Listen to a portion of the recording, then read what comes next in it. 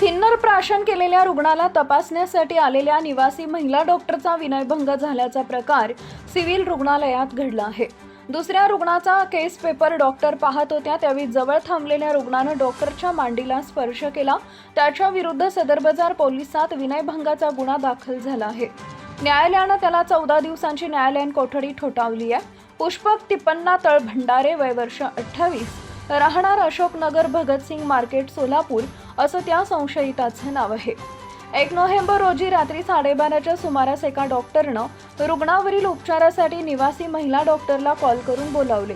PG हॉस्टेलवरून तातडीनं त्या महिला डॉक्टर रुग्णालयात पोहोचल्या।